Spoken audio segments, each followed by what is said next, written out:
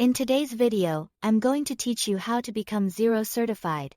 If you want to build your bookkeeping or accounting skills, strengthen your credibility and work toward eligibility for the partner program, Xero certification is a great place to start.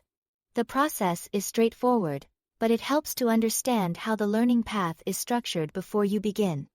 To get started, sign in to your Xero account and head over to the Learning section through Xero Central. This is where you'll find the training materials and certification options. Once you are there, you can decide how you want to learn.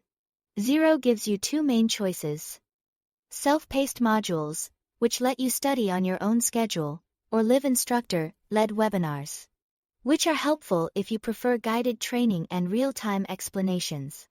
As you move through the program, it's important to know that certification is divided into 3 levels and you must complete them in order. The first level is Level 1, known as Xero Associate. This covers the foundations including basic setup and everyday navigation inside the platform.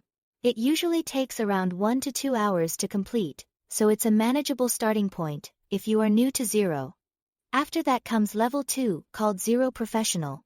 This stage focuses more on daily workflow best practices and is designed to help you use the software more efficiently in real working situations. You can expect this level to take about 4 to 5 hours. The final stage is Level 3, or Xero Specialist. This is the most advanced level and covers topics like tracking, reporting, and multi-currency operations.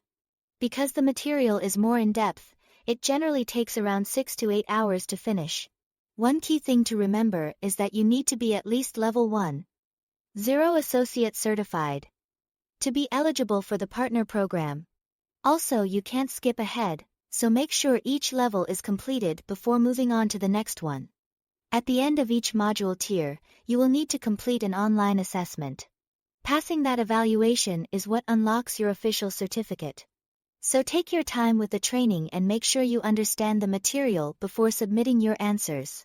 Finally, keep in mind that your certification expires every 12 months from the date you completed the highest level of certification you hold. That means staying current is part of the process, especially if you want to maintain your credentials over time. That's all to it. Thanks for watching.